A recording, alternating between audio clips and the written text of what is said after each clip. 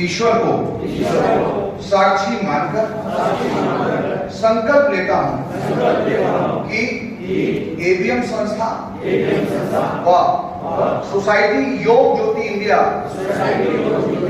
विभिन्न संगठनों के सहयोग से आजादी के अमृत काल में शहीदों के सपनों का भारत बनाने हेतु भारत को स्मोक फ्री नशा मुक्त राष्ट्र बनाने के अभियान में गर्व से शामिल होता हूँ। मैं पूरे जीवन किसी भी प्रकार का नशा नहीं करूंगा।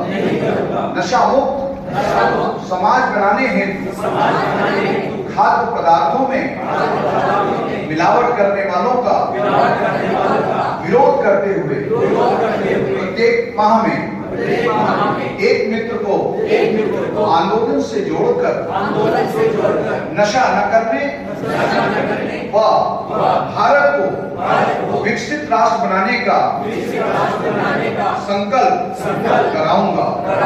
हम भूमि जल और वनों का सतत संरक्षण करेंगे और उनका उपयोग अपने जीवन की रक्षा व वृद्धि के लिए ही करेंगे।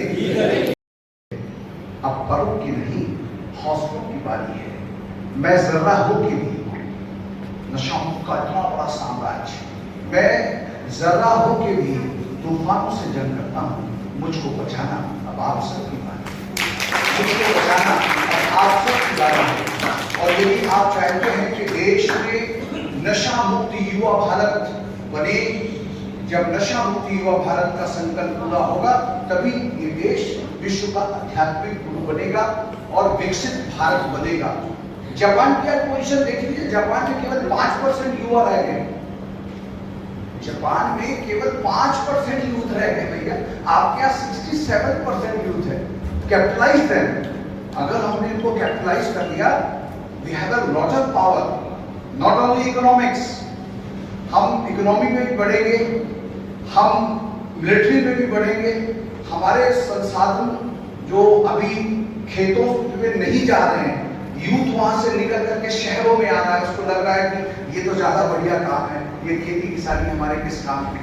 तो हमें निश्चित तौर से अभी बहुत बड़ी चीजों में काम करना है। और आजादी के 75 साल में जो देश आपके समय आपकी तारीख पर आजाद हुए थे, वो विकसित भारत मतलब विकसित राष्ट्र बन चुके हैं। और आप नहीं बन पाए तो ये सोचना पड़ेगा हम सबको मिलकर के, जाति धर्म भाषा से ऊपर उठ करके एक बार देश के लिए सोचना शुरू करें, देश के लिए करना शुरू करें।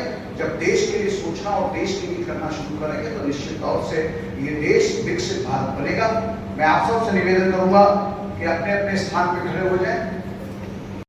नीचे के मोर देन 87% जो यूथ है वो किसी न किसी प्रकार के एडिक्शन में जा चुका है। प्रश्न ये खड़ा हो रहा है, हम जब मलेरिया का इलाज नहीं कर पा रहे हैं, हम जब साधारण रोगों के इलाज नहीं कर पा रहे हैं, ये नशे के रोगी जो इतनी बड़ी तादाद में खड़े हो रहे हैं, इनका इलाज कहां से आएगा? वो संसाधन कहां से आएंगे? वो पैसा कहां से आएगा? क्या हम एक बार फिर कर्जगीर बनेंगे क्या? आज जिन घरों में नशा है वो घर कर्जगीर है, किसी न किसी रूप में वो कर्जगीर है। और नशा बढ़ा तो मोबाइल में जुआ खिलाना शुरू हो गया और इतना जबरदस्त जुआ फैला कि जो बच्चे हैं जब उनके ऊपर 2 लाख 4 लाख रुपए का कर्ज हो गया, नहीं दे पाए तो आत्महत्या तक करने लगे।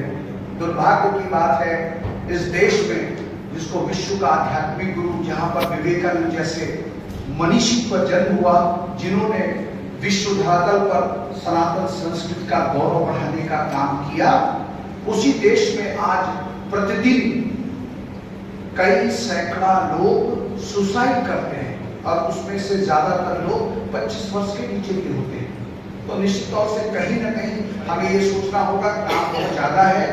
नशे के ऊपर सभी संगठन कहीं ना कहीं एक मुद्दा ये भी अपने ऑर्गेनाइजेशन में, अपने संगठन में, अपने मिशन में जरूर डालें कि हम अपने बच्चों को, नौजवानों को नशा मुक्त बनाएंगे।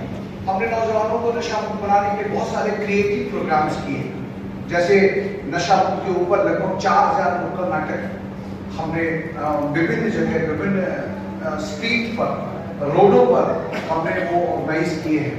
हमने कुंभ और अर्ध कुंभ मेले, मंजिल मिले या न मिले ये तो मुकद्दर की बात है, हम कोशिश भी ना करें, हम कोशिश भी ना करें, ये तो गलत बात है, ये तो गलत बात है। और जीवन जख्मों से भरा है, जीवन जख्मों से भरा है। वक्त को मरहम बनाना सीख लो, वक्त को मरहम बनाना सीख लो। हारना तो एक दिन मौत से है, हारना तो एक दिन मौत से है, फिलहाल जीना सीख लो।